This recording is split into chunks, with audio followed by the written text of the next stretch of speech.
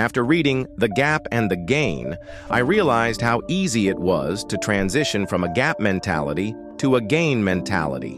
After watching this video, I will share the points that I consider important from this book, and you can make this transition very easily. Would you like to get rid of the mentality that we are not aware of, but that consumes our secret energy? It is possible to define gap gain as gain. In other words, the gap mentality is undesirable, and the gain mentality is desired or targeted. Now let me ask you a quick question. Why do you want to make money or achieve something? Is our purpose of existence just to be successful or just wealth? Sometimes we miss the end of the rope at this point. All of us are concerned with living a happy life as a result, and in summary, no matter what your life is, happiness is something one chooses. Even if you are in palaces, you can be unhappy. You can be happy even if you are in dungeons. This is quite possible. So in which mentality do you travel more?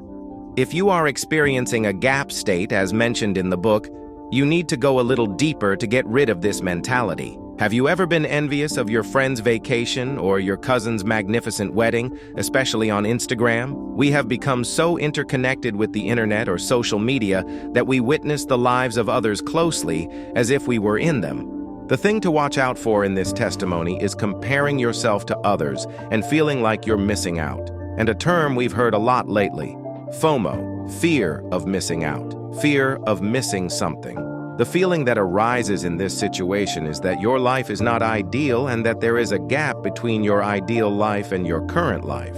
So what do you do to fill this void? Of course you buy something. This makes you a good customer just as the system intended.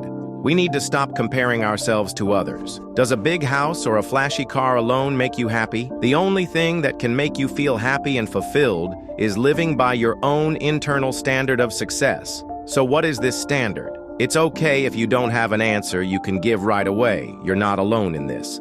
Your parents or teachers have probably never asked you what you value. Is your criterion for success spending enough time with your family or travel whenever you want?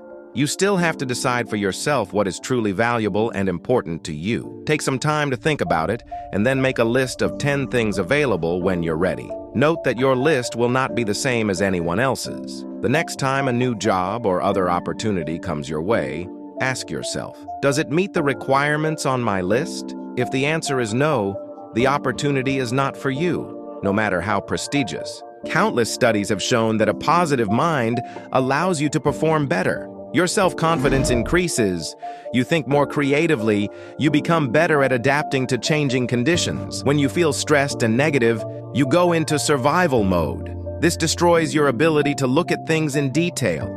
At the same time, you stop enjoying your work and your inner motivation decreases. We don't necessarily need to gain something to feel happy or fulfilled. Of course, it's okay to want to win something. We can only be happy when we can internalize happiness instead of associating it with gaining something. If we seek happiness outside of ourselves, we must give all our strength to it. Life becomes a treadmill where you are constantly rushing to get what you believe you need. But we don't necessarily need something or someone to be happy. If we can learn to appreciate our life as it is, we can choose happiness right now. Consciously celebrating progress keeps everyone more motivated to keep going. What does that mean? Don't forget to track your progress and celebrate your achievements. It's easy to forget your outstanding achievements because it soon starts to look normal. In fact, the human brain is programmed to forget.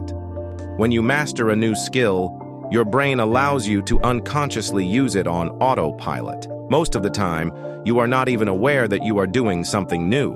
That's why it's so important to keep detailed notes of your progress. Keeping a journal allows you to remember the challenges you faced and your solutions to them. At the same time, reading your diary allows you to appreciate your progress. Many people make the mistake of measuring their progress against an ideal of the future they have in mind. But this will lead to disappointment. The future hasn't happened yet, so it's not real.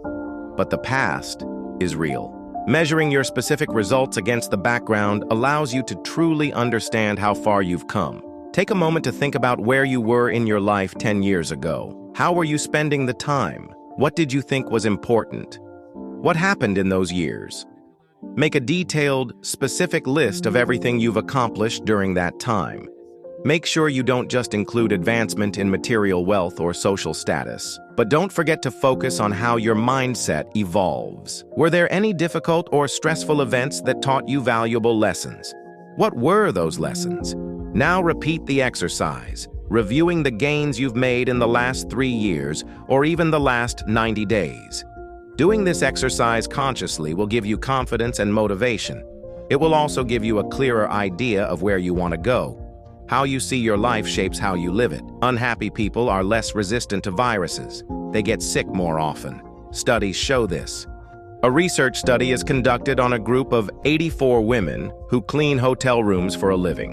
Half of the group are told that cleaning activities are good exercise that can improve their health, and the other half are told nothing. After 4 weeks, it was observed that the group that received the positive message lost weight, and there was no improvement in the other group that did not say anything. When you perceive your life negatively, you are living in the gap, that is, in the void. If you constantly complain that your life is not good enough, it has a negative effect on your body. It makes you chronically stressed, angry, and anxious. Even if this situation continues for many years, you will most likely be spiritually exhausted. So what to do? You should turn to yourself and congratulate yourself on the smallest progress you will experience in your life. Every experience is valuable. In order to live a happier and healthier life, one should try to look positively in every situation.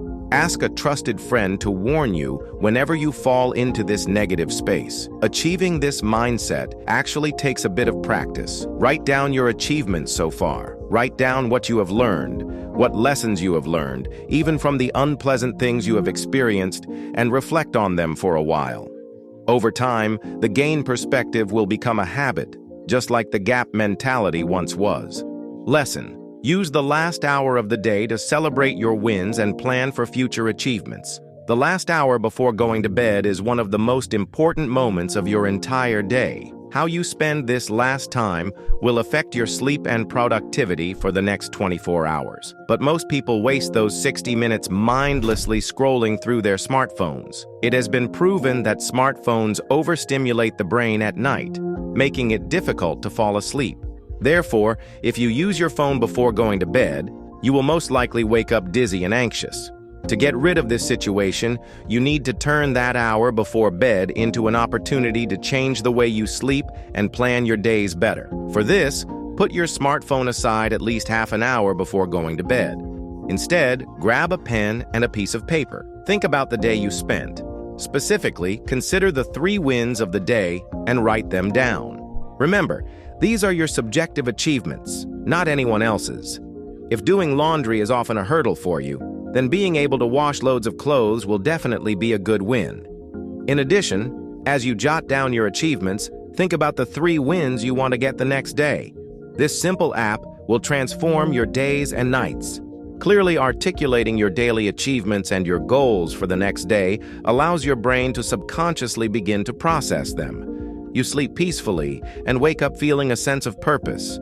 Instead of just reacting to everything that comes your way, you will have a clear and actionable plan. September 29, 2008 was a day that changed Howard Getson's life. He lost $2 million in the stock market overnight. Getson was shaken, but then he thought some more. It was obvious that he had suffered a great loss that day, but not everyone has suffered such a great loss.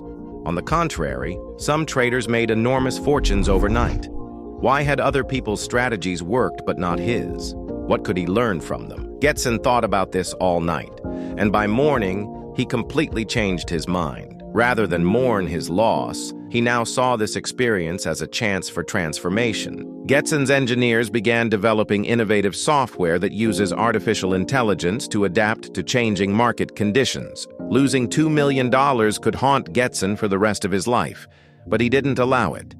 Getson exhibited a trait called psychological flexibility. This is the ability to manage your emotions and proactively shape the meaning of your experiences. Psychological resilience is what keeps you coming back after a setback. Instead of getting stuck when things don't go as planned, you accept what happened and find creative, new ways to reach your goal. Not everyone is born with psychological flexibility, but everyone has the capacity to develop it. This journey begins with taking ownership of everything good and bad that happens to you. You cannot control the whole world around you, but you can choose how you react to it. What have you gained from your experience that could help you in the future? What do you want to do differently next time? You should focus on these questions, and when you find the right answer, you will make a difference. You can choose to be happy in the very moment you live in. The choice is yours. Instead of comparing yourself to others, define your own internal criteria for success. You cannot measure your progress against an ideal of the future because the future is always illusory.